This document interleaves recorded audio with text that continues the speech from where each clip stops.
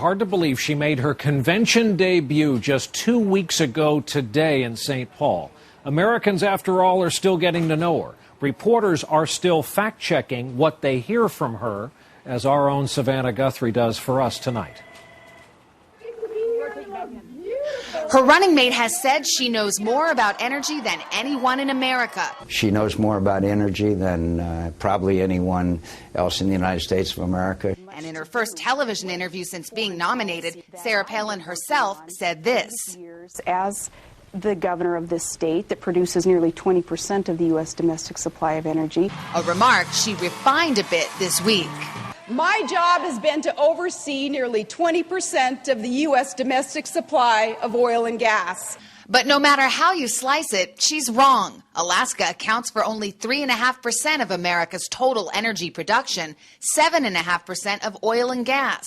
A campaign spokesperson now says the governor was only talking about oil. When you look at the domestic oil production, we do supply 15 to 20%. On overseas travel, did she or didn't she go to Iraq? Campaign aides told a few reporters she did. The McCain campaign later backtracked, saying she visited a border crossing with Kuwait, going briefly into Iraq. But the Alaska National Guard says Palin never entered Iraq at all. An aide also said Palin visited Ireland, but the campaign had to backtrack again. Yes, she'd been to Ireland. Her plane stopped at the airport to refuel. Another question about her foreign policy credentials: has she ever met with foreign leaders? Palin said this in the ABC interview. I have not, and I think if you go back in history and if you ask that question of many vice presidents, they may have the same answer as I just gave you. But historians say the facts tell a different story.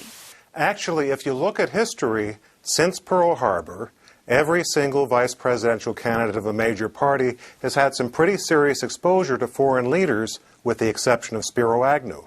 And then there's that bridge in Alaska. As NBC reported, I support these infrastructure projects. Palin initially supported the bridge and killed it only after Congress pulled its backing. The state kept the money. But the McCain campaign continues to tout Palin's opposition to the bridge. This campaign ad aired just last night during network newscasts. She stopped the bridge to nowhere. And it's a line Sarah Palin rarely misses an opportunity to repeat. I did tell Congress, thanks, but no thanks. Thanks, but no thanks. Thanks, but no thanks on that bridge to nowhere. Even now, the bridge project isn't dead. At Palin's direction, Alaska's Department of Transportation is still considering alternatives to link the town of Ketchikan to its airport, including several bridge proposals with federal earmarked dollars. The McCain campaign has carefully controlled access to Palin, including during her stop here today in Michigan. But both sides are fiercely battling over her record. McCain has launched a Palin Truth Squad, while Obama's team has assembled what it calls Palin Mythbusters. Savannah Guthrie, NBC News, Grand Rapids, Michigan.